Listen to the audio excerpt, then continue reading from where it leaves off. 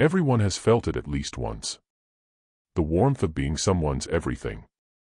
Someone calls only when they are lost. Someone comes back only when they are broken. And you open the door every time because it feels like love.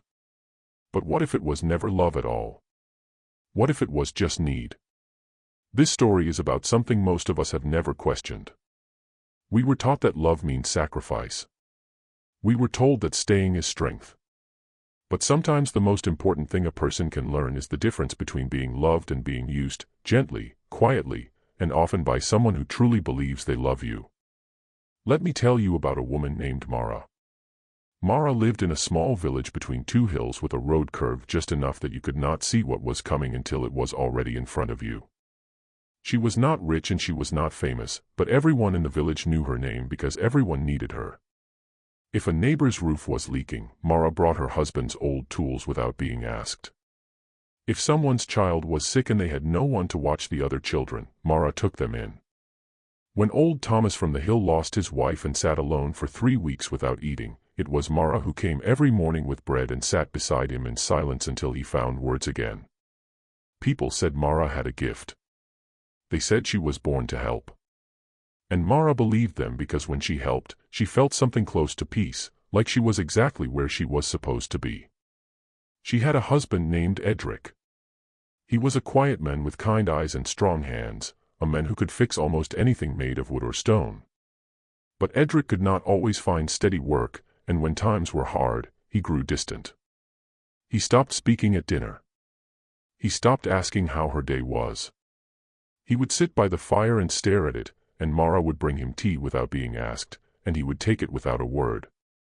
When he finally found work again, he became himself again, warm, grateful, full of small jokes that made her smile. Mara told herself this was love. She told herself that this was what marriage looked like. You hold someone through the dark and the light comes back. And for years, she accepted this rhythm as natural. Her closest friend was a woman named Sela who had grown up with her since childhood. Sela had a sharp mind and a loud laugh, and she had always been the one to pull Mara out of her own quiet world. But Sela also had a habit. Whenever her life became complicated, whenever she fought with her husband or lost money or felt ashamed of a choice she had made, she came to Mara, not to ask how Mara was doing, not to bring anything. She came to pour. And Mara received it all. After every visit, Sela left lighter, and Mara sat alone, heavier than before. Still, Mara told herself this was friendship. She told herself that a true friend shows up in hard moments, and she was proud to be that person. There was also a young man in the village named Doran. He had no father and a mother who worked far away for most of the year. He was 17, restless, and always in some kind of trouble, not cruel trouble, but the kind that came from not knowing what to do with his energy. Mara took him under her care. She gave him work in her garden. She listened when he talked about his dreams. She lent him money when he needed it, always telling herself she did not expect it back, but always secretly hoping he would prove himself worthy of her trust. For 2 years, Doran came to her when he had no one else. And she gave and gave and gave. He called her the closest thing to a mother he had ever known. The words filled her heart so completely that she did not notice she had stopped sleeping well. She did not notice that her own small garden, the one she had planted for herself, just for herself, had gone dry and untended. One autumn, everything shifted. Mara fell ill. It was nothing very serious, but serious enough that she needed to stay in bed for 2 weeks and could not help anyone. She sent word to her neighbors that she was unwell. She waited. Edric took care of the house, but he was awkward about it. And after 5 days, he began mentioning how the work was piling up and how he was doing his best, but it was a lot. He was not unkind. He just made it clear in quiet ways that being the one who gives was supposed to be her role, not his. Sela came once on the 3rd day. She brought a small cake and spent most of the visit talking about a new problem with her husband. Before she left, she squeezed Mara's hand and said, "You'll be better soon. You always are." And then she was gone. Doran did not come at all. Mara lay in her bed and stared at the ceiling. And something inside her became very still. Not sad exactly, not angry, just still, the way a lake becomes still right before the surface freezes. She thought about the roof she had helped fix for the neighbor, and how that neighbor had never once asked how she was feeling. She thought about old Thomas, who had eaten her bread every morning for a month, and who, when he recovered, had built a fence between their houses and barely nodded when they passed. She thought about Sela, and all the hours she had listened, and how Sela would grow quiet and uncomfortable the 1 or 2 times Mara had started to speak about her own pain. She thought about Doran's words, the closest thing to a mother. Beautiful words.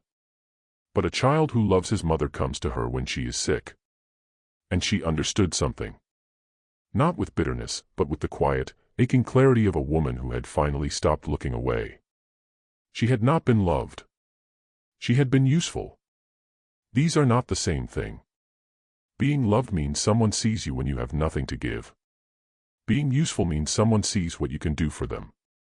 You can be deeply useful to someone who does not think about you once you are no longer useful. And the painful truth is, if you fill every empty space in every person's life, they will never have to find another way. They will never have to grow. And you will grow smaller quietly without anyone noticing, including yourself. Mara got up from her bed on the 14th day. She walked to her small garden. She pulled out the dry weeds, turned the soil with her own hands, and planted new seeds, not for anyone else, but for herself. She decided something simple and enormous that morning. She would still help people, but she would help differently. She would help when it made her feel like herself, not when it made her feel afraid to say no. She would help from a full place, not an empty one. The next time Sela arrived at her door with a storm behind her eyes and a story already forming on her lips, Mara poured 2 cups of tea and sat down. But before Sela could start, Mara spoke first. She said, "I want to tell you something that's been sitting with me." And she did, quietly, honestly, without drama. Sela was surprised. She did not know what to do at first, but she listened, and something small and real passed between them that had never passed between them before. It was the beginning of an actual friendship. One where both women were present, not just one. Edric noticed the change in Mara, too. She stopped filling his silences automatically. She stopped disappearing into helpfulness before he could think to ask. At first, it made him uncomfortable. Then it made him curious. He began slowly and a little awkwardly to ask her things. "How are you feeling today? What do you want for supper? What are you thinking about?" Small questions, but real ones. As for Doran, he came back months later looking a little older and a little quieter. He stood at her door without a problem in his hands for the first time. He said he had thought about her when she was sick and he had been ashamed that he had not come. Mara invited him in. She did not say it was all fine and it did not matter. She said, "I noticed. And I want you to know that the people who care about you should show up. And so should you. You are old enough for that now." He nodded. He understood. And that conversation gave him something that her silent giving never could. It gave him a standard to rise to. Mara did not become a cold woman. She did not close her door. But she learned to open it differently, with choice, not obligation, with love, not fear. And something extraordinary happened over the following months. The people who truly cared for her became more visible. They had always been there, a few quiet ones who never asked for much. But she had been too busy pouring herself into the loudest needs to notice them. Now she saw them. Now she had something left to give to them and to herself. If you have always been the one who gives, ask yourself one honest question: when you had nothing to give, who stayed? The people who love you are not the ones who need you most. They are the ones who want you, not just what you do.